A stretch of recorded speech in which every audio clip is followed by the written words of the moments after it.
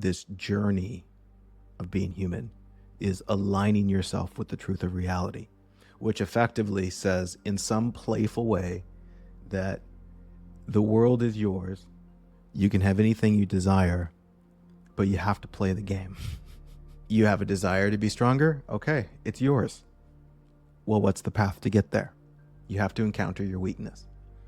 You see this, it's like it's all available, but you have to understand what that path looks like to get there, and then acknowledge that the sacrifice is worth it.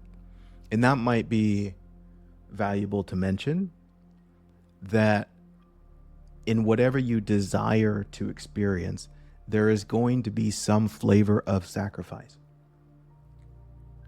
And I love the role of being conscious of this and then honoring the sacrifice, because, and maybe we can talk about this spiritual journey of waking up to the truth of what you are.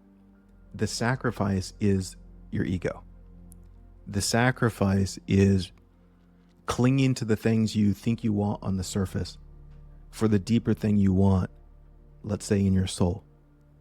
The deeper thing you want related to a fundamental purpose that gives rise to your humanness, which in another way of speaking is to connect with a deeper authenticity of what you are and letting go of the facade of what you are. Because if you live this life to protect the facade of what you are, you won't do the difficult things to connect with the deeper authenticity. Because the deeper authenticity will threaten the facade. Again, maybe like the example of going to the gym, where if you want to appear to be the strongest person, the most put together person that's not weak, then going to the gym and encountering your weakness isn't going to help you maintain that facade. Let's look at how this relates to relationships. And we can stick with the example of romantic situations, since also that's my experience. There's 10,001 examples of where the ego wants to avoid saying something that's sincere, wants to avoid asking a question that's really there, because the ego doesn't know what's going to happen. Why would the ego be so concerned about the unknown? This is a great inquiry. And in my way of pointing, I'll say this. Because in the space of the unknown, it has a very difficult time holding on to its facade. If the ego is intent on maintaining a particular image of yourself, which needs life and everyone else to do a particular thing, to be a certain way, then it needs to have a sense of certainty about what's going to happen. The unknown threatens all of that.